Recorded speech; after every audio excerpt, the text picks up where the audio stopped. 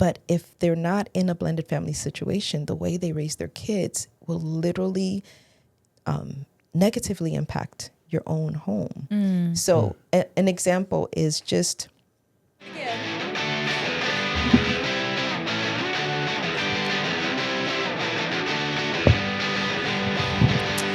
Oh, yeah. Woo-hoo. How about it? It's fun. It's fun. You don't sound very enthusiastic about that. You're being I'm very in nice, a good mood. I'm in a good mood because we just spent like the last 5 minutes telling fun and profound dad jokes. The kind that just, makes you shake your head, but you can't help but laugh. Anyway. Tell one. Tell one? Yeah. What's okay, one of I'll the tell the jokes? one that I said most recently. So, what did the guy octopus say to the girl octopus? I have no idea. What? I want to hold your hand. I think that was 8. See what I mean? Yeah. It elicits that sigh and that moan, but you feel good after. Yeah, totally. Anyway. Well, hello everyone. Welcome back to another episode of On Purpose Parents. We are so excited to be here with you to share our silly jokes with you. Yes. But also get into the nitty-gritty of the parenting world. And today is a really Grace. special day. Why is it a special day, Chris? Oh, gosh. We've got an amazing guest in our seat. Her name is Feluke Pope. And we are so excited that you're here to share about blended families with us. Yeah. Thank you. Yes. We in our On Purpose Parent podcast talk about different topics at times. So it could be things like resiliency, how to help our kids transition back to school, and other episodes we do Q&A, questions from parents, and other topics like that. But the special ones are when we have special guests like today to really share with us their personal experience on a particular topic. And we know we want to be there for families that are in all kinds of situations, not just your traditional. Right. And so today, talking about blended families and so many different topics that can elicit and draw is something that we are really interested in diving into. And I do want to say, I've known Feluke for a while, and she is so wise, so profound. So I'm so excited for our listeners to be able to hear her voice and her stories. But I also want to say she is so styling and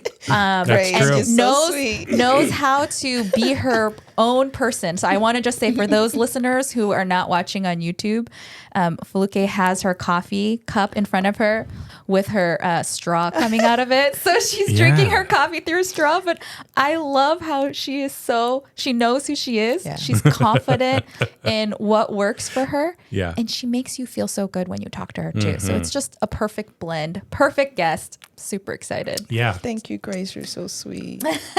So I connected with Feluke over a year ago. And one of the things I do with my life is pastor at Saddleback Church. So I pastor our parents. And one of the things that I do is I try to get parent ministries going on all of our campuses. We have over 20 campuses. Feluke is the first one that stepped up a year ago and said, I will run the parent ministry at Saddleback South Bay campus. Yes. And she's been doing a fantastic job. Grace, like you said, just a brilliant woman who works hard. And I'm so excited that you're here to share about this with us. So, Feluke, why don't you talk to us about how, just introduce yourself and share about how you guys became a blended family and what that looks like now. Okay, I will do that. And I am so honored to be here. Saddleback is doing amazing things, and the parents ministry is having great impact. So thank you guys for having me. Oh, we're so excited. So my name is Feluke Pope. I was born in Nigeria. So I came here to the States as an immigrant when I was 6.5 years old. And that's a huge part of my story because it's forced me to be flexible, to be able to withstand a lot of things and to just adjust. And the blended family situation is one that requires that. But, you know, when you think you've got it all down, God reveals another layer where you can do better. So he is definitely refining me in this season. My blended family story, I guess, started with my first marriage. I was married shortly after graduating college. Met my husband when we were both in college, and had our son 4 years later, and got divorced 4 years after that. And thankfully, it was a bit of an amicable type divorce, and I was single for 8 years. I was married for 8 years, single for 8 years, and really got to build a great relationship with God during that process. And I thought I was done with wanting or desiring to be remarried. I had all kinds of statistics in my head, and one of them basically said that young boys do not get along well with stepdads if they're older than 10. Like it starts conflict, right? So I told God that if I was not married by the time my son was 10, then I was like never getting married, and I was done. I was done. So my son turned 10, and I was like, okay, good. I'm done for the rest of my life. Wow. But then as God has done with me in the past a few times, I very clearly heard him tell me, I have somebody for you. And I'm like, oh, but it's too late now. Yeah. You passed the date. Yeah. Like, what are you talking about? Your deadline You missed came the deadline. and went, yes. God, you missed it. But I was obedient. So I signed back on to a Christian dating app, but only for 1 month, because I was like, God, if you're going to do what you're going to do, you got like 1 month. And literally, I think it was like a few days before that 1 month membership ran out, connected with my now husband. Wow. And we were chatting in the app, and I'm like, hey, by the way, this expires. And I'm like, oh, so we exchanged information and continued talking outside of the app, and eventually met each other in person. And after some time, about a year, introduced ourselves to the kids once we realized that things were getting serious, and got married. And around that time, COVID happened. So we had a COVID wedding, which was not supposed to happen because, you know, nobody was supposed to actually be gathering in more than groups of 20. But we did it anyways, outdoor wedding. And then reality set in after the wedding. And it's been a very interesting, trying time. But I am grateful for my husband because one of the things that I prayed for was a man with a heart like David, a man after God's own heart, and who seeks God's face, and who I truly believe hears from God. So even though we don't agree on things all the time, we see things very drastically different. But one thing that I do know for sure is true is that if I talk to God about him or about something, that God will talk to him or me, right? And, you know, change things up. But I do sincerely believe that he hears from God. So we've had some very trying situations. We are going on 3 years of marriage. It'll be 3 years this December. Wow. Our anniversary is 12/12/2012. Really? No. We got we got married at 12/12/2020. So right, 2020. It was 12/12. So it's just really easy to remember. Yeah.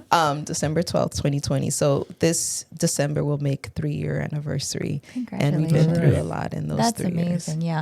And you said, you know, after a while you had introduced to your kids, you talked about your son. Are there other children? So what's the age now of all the kids in this family? So I have my son who, at the time, I guess he was 13 when we got married, right? So 3 years past that window.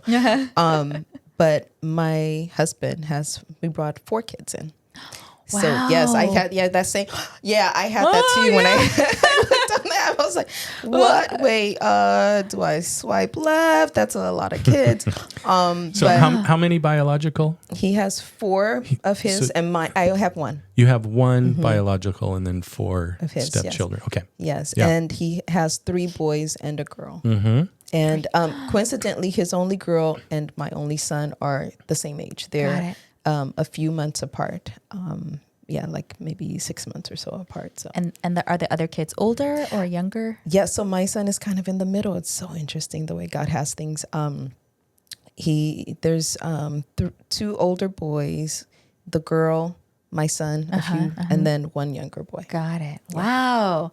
That's great. I'm definitely curious to ask more about that. But can you share what were some of the initial challenges you faced as parents in a blended family? And what were some of the things you did to address and overcome those challenges? Okay. So our story, and this is not everybody's story, I get it with the whole blended family situation, but shortly into our marriage, we discovered this thing called neurodiversity. And that was something that I was not aware of at all. So it threw a bit of a surprise. It was a challenge and a hurdle.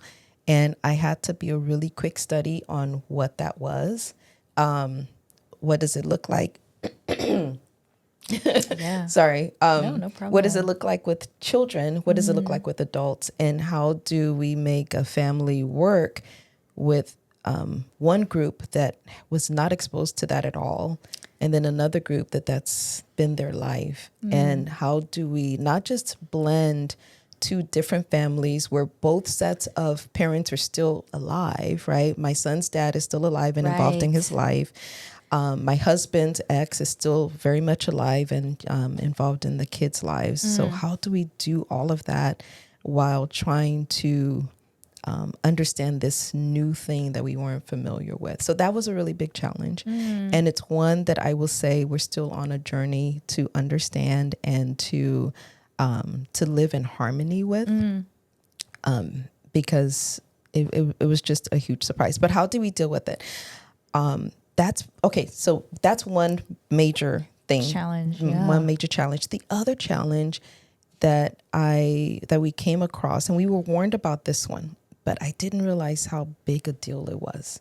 We did a blended family counseling before my husband and I got married. Great. Sought out a fabulous pastor at Saddleback South Bay, directed us to a counseling service, and it was for Christian blended family counseling.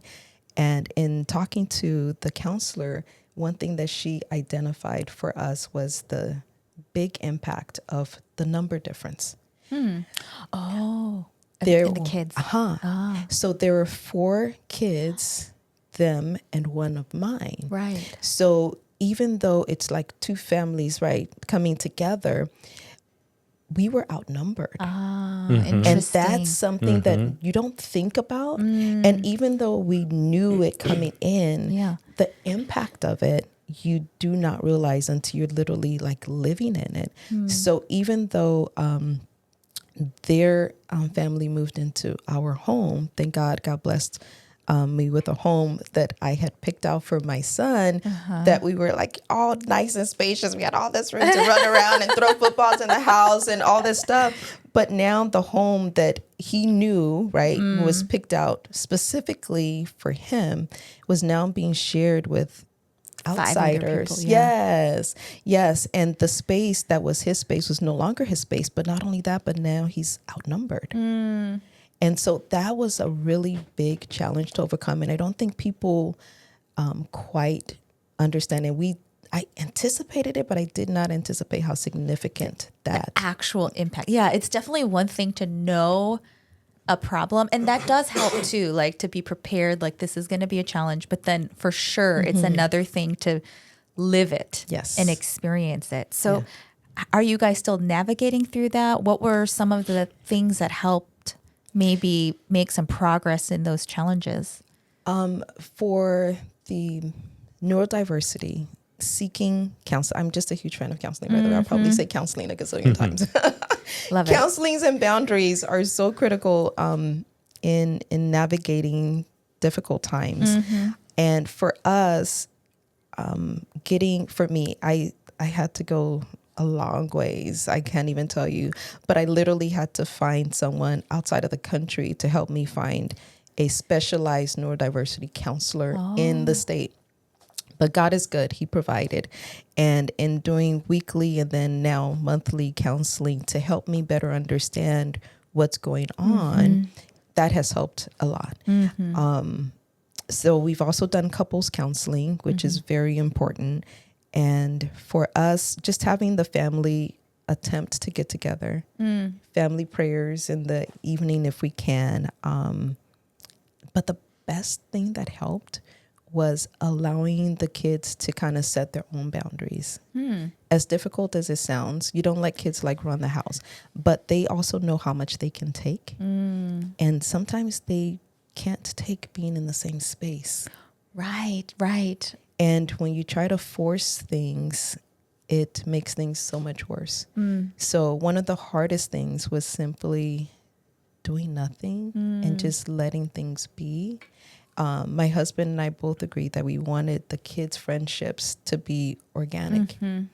And if they choose not to have any, then that's okay too. Right. So we've simply have learned to rest and be content in that. That is so good. Adjust expectations. What are some That's so tips in good. that? What are some other things that you've done with your stepchildren and the biological child? Like how do you encourage those relationships to be healthy? We tried a few different things even before we got married. My husband and I, just from research, right, and the blended family counseling, to introduce ourselves to the kids gradually, right, just like an initial 15-minute kind of thing, and then introducing the kids to each other,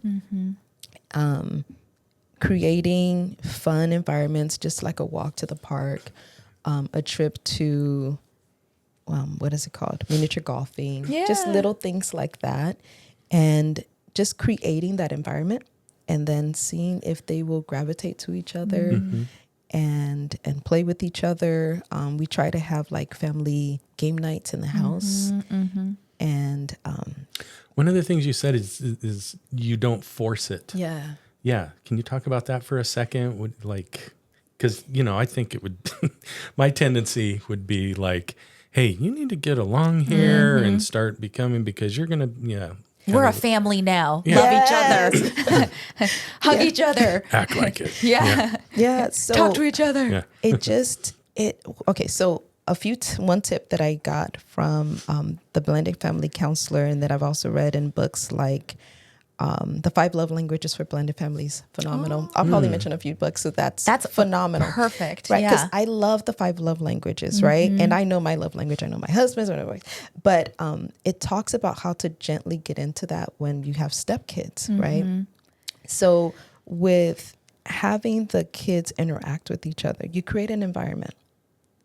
And then you just step back and see if they will interact.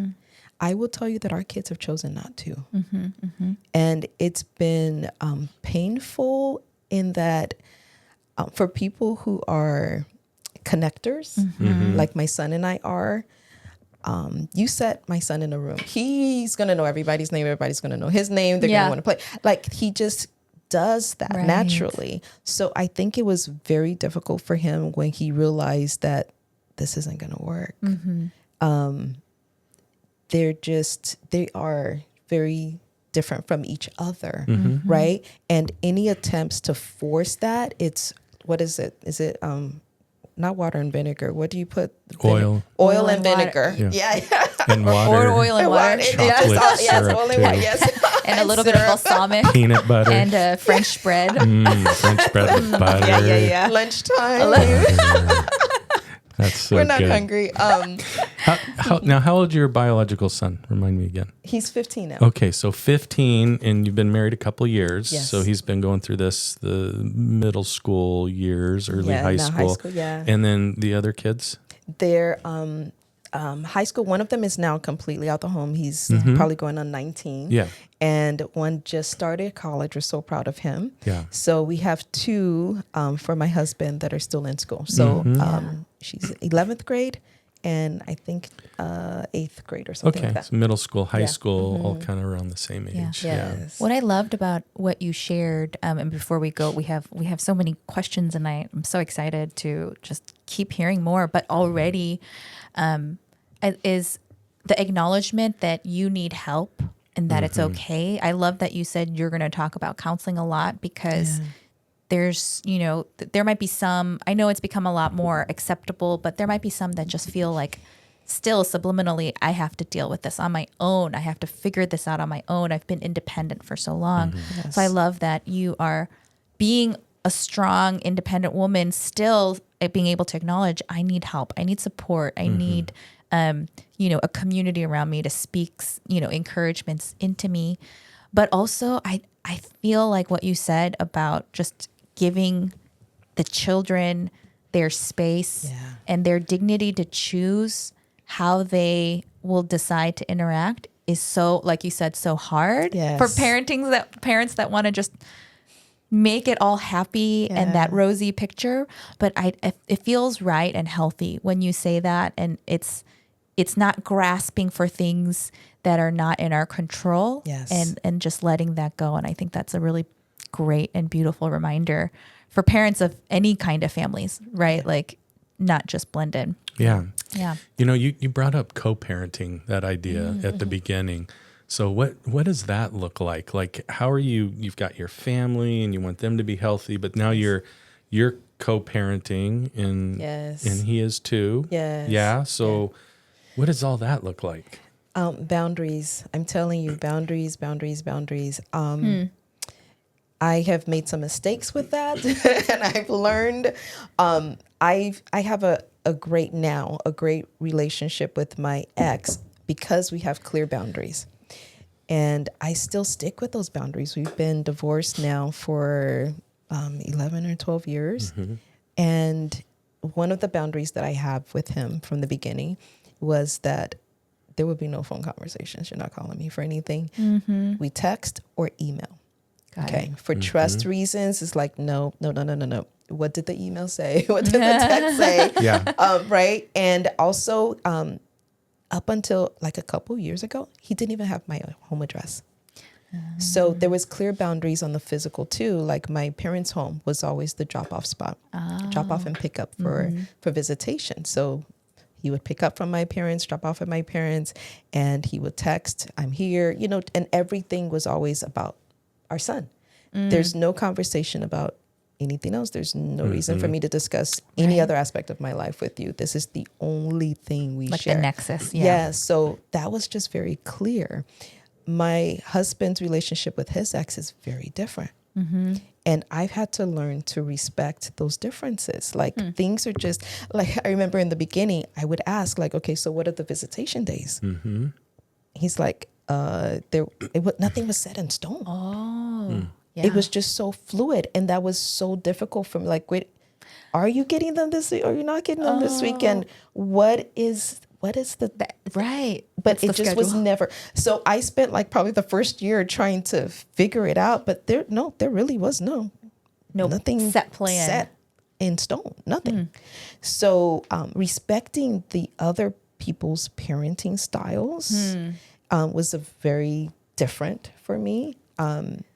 And just understanding like husband and wives have different parenting styles in a biological family. Right. But then when you take that into a blended family, it's really, it's difficult. Like it adds another layer of intensity. Different layer. Yeah. You now have not just a husband and wife, but you got two sets of parents and trying to manage kids differently. It can be very, very troublesome. So I had to simply reset my expectations. But it took me some time to adjust to that.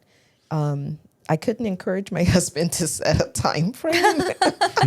Did you try? I did. I really did. It wasn't working. Right. So it's a mix of like, because there is compromise and changing that happens in any relationship. And then it's maybe that discernment of knowing, okay, this is how far I can go and this is where I need to let go and respect. That's hard. That's a real, control, Grace. Hello. It's the hardest thing to do is let go of control, but you have to do it. Otherwise, then you come to a, what is it? A conflict. Yes. That's just, hard to navigate. You shared earlier, we talked about it a little bit about the allowing your kids, step siblings, to have respect for one another, or that freedom to bond. What about, and you mentioned it a little bit, but what about your relationship with your stepchildren? And I know you said part of it is giving them space and boundaries and introducing slowly, but can you share a little bit more about that in terms of what you've personally found effective in building, maybe starting that introductory relationship and then building that relationship with your stepchildren, you specifically? Yes. I was told in the beginning that blended families are so different from biological families. And the advice was, be very careful what suggestions you take from people in a biological home. Mm-hmm. It does not, most of the time, apply into a blended family. Mm. And that is really hard to grasp, right? I grew up, my parents were married for 45 years. My dad passed a few months ago. Mm. And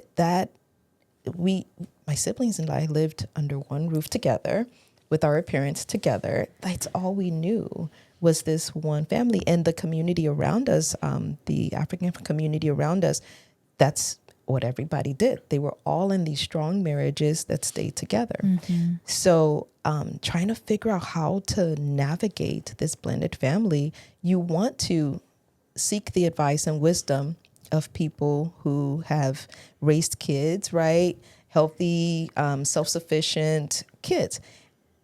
But if they're not in a blended family situation, the way they raise their kids will literally negatively impact your own home. Mm. So an example is just interacting with siblings. These kids are not siblings. Mm-hmm. They may be under one roof as a blended family, but they're not siblings, and they realize that. Mm-hmm. It's very clear to them. You can't just change a kid's emotions, right? Mm-hmm. You can't force a connection. And I could not listen to my friends who were saying, "Oh my goodness, you're going to be like this bonus mom. They're going to love you because you're just so amazing. You do like all this really cool stuff." Bonus and mom. I mean, all the things that I naturally do. My love language is acts of service and quality time. Did not communicate well with these kids. Mm. No matter how hard I try, and my son every once in a while will call me a try hard. And I'm like, because I want to, I care so much. Right. But that doesn't always translate well. Mm. Okay. So it took some time to realize that my acts of service and my quality time, and I have high expectations of my kid. Mm-hmm. I could not translate that to kids that were not mine. Yeah.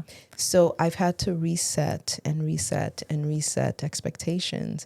And for me, that has, or for us, I should say, that has led to the kids choosing to not relate with me. Mm. And that was extremely difficult. Right. I see. It's like you have all this love you want to pour out. Mm. And not everybody wants to receive it. Right. Mm. And I have had to learn in this season to be okay with it. Wow. And that's something that's just this year, you try. But then when you realize boundaries, right? Respect other people's boundaries. I know what's mine. Mm-hmm. I know where I can make decisions over myself, my body, my home, even my child's my son's life, right? Mm-hmm. Certain things. And as he's getting older, I'm giving him more say. But I also have to learn to respect other people's boundaries. Yeah. And that's what I have done. And there's peace in that. That is where we are actually in this season, as interesting as it sounds, right? At peace. Mm. Our family does not look like a traditional biological family because we're not. Mm-hmm. And we've had to respect the decisions, the feelings, right, of the kids.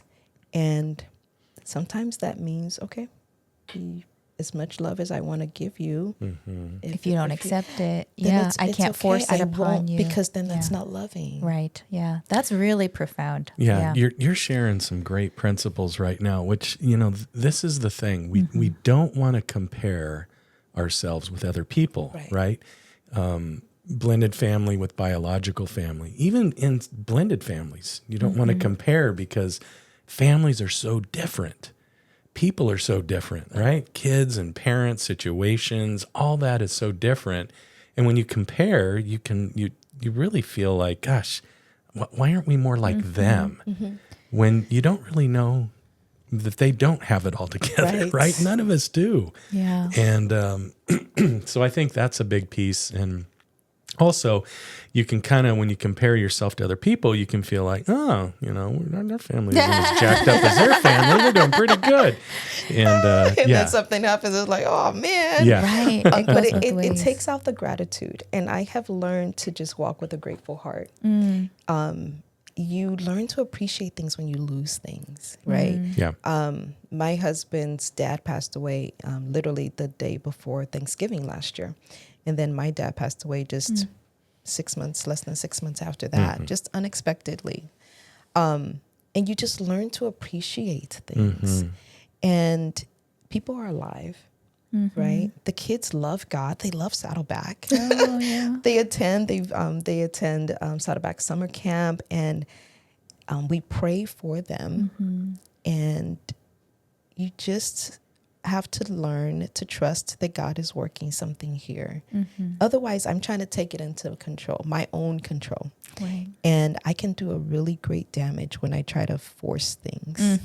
So grateful that God has given me these kids, but and still believing by faith that relationships will change. We were told early on that it takes about 5 years for that crock pot of the families to really start softening. Gelling. Yeah. Yes. And I have a girlfriend. That's the other thing I would say. Surround yourself with blended families. Okay. As great as biological families are, you really need to have people in your life that are in blended family situations that can relate and give you wisdom for your situation and suggestions, because they understand what you're going through. So I have a girlfriend who also is in a blended family situation. She had 1 and 1. So and they both had sons, right? One son and one son, and they came together, and she told me 7 years. Before the crock pot. Before her crock was pot ready. started. Yes. And now you see the boys, and they're in each other's weddings. It's a real brotherhood. Oh, wow. But That's it beautiful. took a 7-year season of not so much. So my husband and I, this family, our blended family, we are going on year 3. Yeah, So, You guys are still babies. Yeah. Call me up in 4 more years and ask me how things are going. Come back on the show. I just think you are dropping such perspective and wisdom that I really want the listeners to grasp, and I'm absorbing it and trying to grasp it as well. As a lot of times when we ask these questions, you listen because you kind of want the quick fix. Yes. What is the solution to bringing your stepchildren together? What is the solution to building a relationship between you and your stepchildren? How do you co-parent? Like, what's the answer? Listen to the answer, and then all my problems will be solved. But what you're sharing, and I think it's so powerful, is the image of what it looks like right now isn't that perfect image. And it's more about how are you managing what's going on inside of you, and how can you stay in a place of peace and love for the children in a way that might not look like where it's being reciprocated back in the most ideal way. And yet that, I think, is going to create such a healthy foundation that gives the best chance of success for this blended family is if you are in a good place and at a place of peace and acceptance, but also what I love of hope. It's not like acceptance as in like, well, I guess this is my life forever. But it's like, it's actually a place of peace and also hope for the future, just not grasping at something and forcing something. I love that. That's beautiful. I can tell you when Chris asked me to come on, I was like, oh my goodness. I think what people want to hear is how amazing the blended family is and how easy it was to get everybody together. But I say I can only tell the honest truth. And in the blended families that I know, it's not so easy. Oh, yeah. I mean, you have like a man and a woman who love each other, but they both come with baggage. Right. Yep. And it just is not that easy. And there are statistics as to why blended families, second marriages, especially second marriages with kids, fail. There are reasons why. Yeah. But there's ways to avoid the pitfalls. But people really need to know going in, it's going to be challenging. Right. I pray your story is easy. I really do. I pray that, oh my goodness, maybe you just have like a 3-year-old child and they automatically love the other person's 3-year-old child and it's just easy. But the reality is when you've got other spouses involved, it can be messy. And you have to decide up front, as my husband and I did, that we were in this for the long run. And we're going to continue. Sometimes we have to remind each other, right? We are in this long term. Yeah. That's amazing. And we're going to keep working on it. So great. Well, Feluke, we're out of time, but thank you so much for coming by and sharing this. Can we have you back again? Yeah. Okay. Thank you We so definitely much. want This to was talk more. amazing. Yeah. Thank you so much. You're welcome. Yeah. Thank you. And we need to also have you back to talk about single parent type very stuff. cool. Maybe Let's next do it. week. You come back Yes. next week and Let's do that. do it. We Let's need more do of it. Feluke, Yeah. more So we'll do pearls that. of wisdom. We'll talk more about blended family. Guys, thanks so much for joining us today. We really appreciate you being here. Look above Grace's head up there. Click on that, or right below is a couple videos we think that you might really like. And subscribe right here. Hit that button and get more of what we're doing. That would be great. Like and comment too. Throw something in the comments. That would be so fun. Bye, everyone. Have Bye, a great guys. week.